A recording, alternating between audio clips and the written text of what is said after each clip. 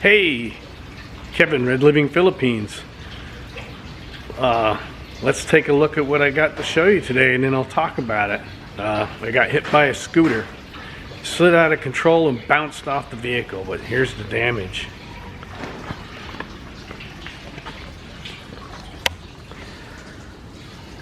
Let's get a little footage.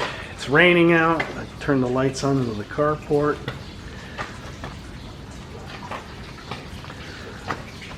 It pretty much just dented the door, the rocker panel, but it did put a few little scuffs here. It's not dented. They're going to just sand that little bit of, I guess, little burrs, chipped paint, sand it, and just repaint the panel. They push this in, of course, the rocker panel.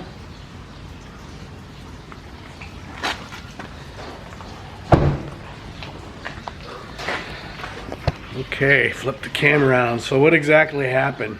They're coming back from the vet. They're coming up, there's an overpass, and there's a left-hand turn going the back way. I think it's called Macau. I can't pronounce the village. Macau, something or other. I'll put it in the title where it was at, the intersection, or in the description. Anyhow, I'm slowing down. There's a car behind me. I've got video footage I'm going to post. But I'm slowing down, so the car behind me slows down. And apparently the kid, 15-year-old, who's underage, unlicensed, on an unregistered scooter, unqualified to be driving, decides he didn't like that one going slow, so he was going to pass both of us. And left hand, to the left, overtaking in an intersection, which you're not supposed to do. So I can see him, you can see him in the camera in the video footage come around the car behind me. He gets about halfway between my car and the car behind me, nails his brakes, slides out of control, and he's going so fast that even though he's behind me, he slides into the car, bounces off it, and slides up the road in front of me while I'm applying my brakes. The kid was going pretty fast. He's lucky that he got up and walked away and wasn't hurt. So,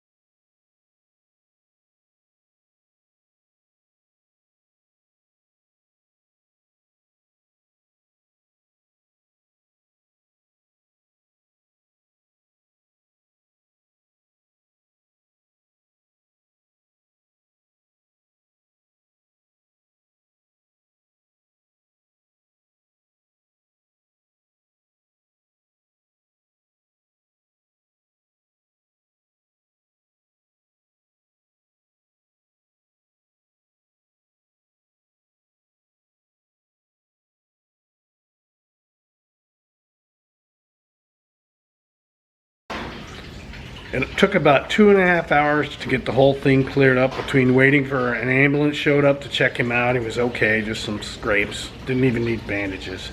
The desk sergeant showed up. They talked to the witnesses. Yeah, I didn't even have to show the police officers the video footage. It was clear-cut his fault. I didn't press any charges. I could have. I didn't ask for any money. How are you gonna, squeeze a turnip to get blood, or squeeze a rock to get water out of it? There was a person there that kind of the same thing happened, and he's had the police, I could have done this as well, impound their motorcycle and gonna hold them for payment on his Toyota Fortuner. He has insurance, but it was their fault, and he doesn't want to use his insurance, so he had the police impound the vehicle until they pay for the damages. So I didn't do any of that, free and clear. I said no. They gave me the paperwork. So that was 2.5 hours between waiting for the ambulance, for them to show up, look at everything, go down to the police station where they file accident reports, file the report, type up the report, give them all my documentation, registration, 13H visa, driver's license, photo of the passport, all that stuff, and to get the report to file for the insurance. That happened on a Sunday. We made some calls on Monday and decided to actually go into the office to file the claim with our insurance, Allied Insurance. Down in their main office, we decided to go in person, took all our paperwork, brought the video, took the paperwork down there, and we weren't there even an hour. She was quick, courteous, got all the information. I showed her the video on my phone.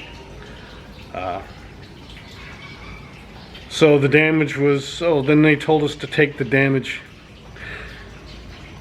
paperwork and go get an estimate. So we went to the Toyota Bluebird Motors and Angels River, bought it, got an estimate. That was quick, a half hour or so there. So all in all, between the 2.5 hours, hour and a half, 4 hours worth of footwork. Okay, to close out this video, I had to delete some of that stuff because I was rambling at numbers because I couldn't remember. So I left off at the police station. So I got my notes here. So yeah, I didn't press any charges, but the police, they're not going to let him off easy. So as a minimum, they're going to put as many charges on him as they can. The kid, of course, the 15-year-old kid driving without a license. I don't know if it's against the law to drive here uninsured. If it's not registered, there's no basic insurance, so I'm guessing they put that on it. Uninsured, no license, underage, he's 15. The sister, driving without a registration. I'm guessing she has a license. I'm not sure, but if she doesn't, she'll get that too. She had been caught before on that same exact vehicle without any registration and fine. She was in the database. She left to go get her ID and come back while her brother was there. And they already pulled her up, knew who she was. And then they're going to charge the older sister with reckless endangerment because he was a minor. So that being said about the police station police report and whatever, I didn't press any charges, but the police have a different attitude, which I don't blame them. They broke all those laws. So numbers. The car we bought for 1.2 million pesos a year ago, but the exchange rate was 56 to 1. So it ended up being a $21,430 vehicle.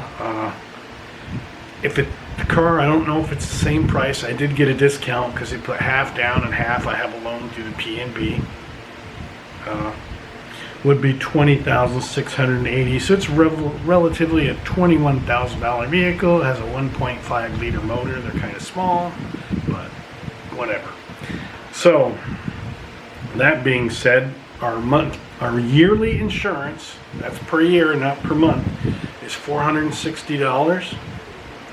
And because of this wreck, they call it a participation fee here, which we call deductible in the States. It will be $460 I have to pay.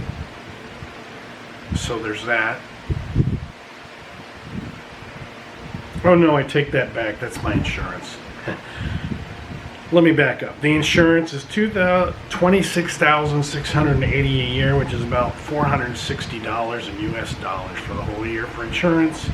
The participation rate, which is a deductible, is $5,600, which is about 97 pesos, which is 97 US dollars.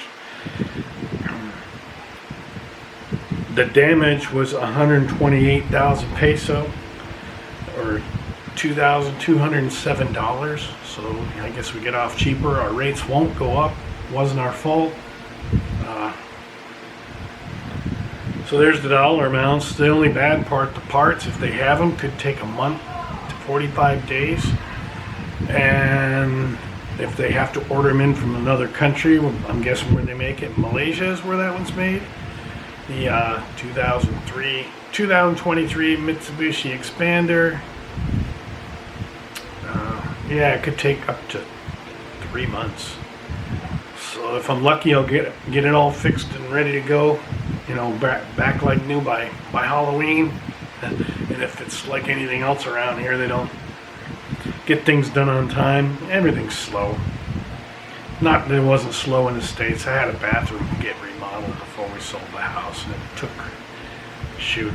it was like 3 or 4 months to get to us because they're backlogged because they didn't have enough workers for the demand. So I'm guessing by Christmas, worst case scenario, by Halloween, Best case scenario. So anyhow, thanks for tuning in. Thumbs up, thumbs down, subscribe, leave a comment here at Red Living Philippines. Have a nice day.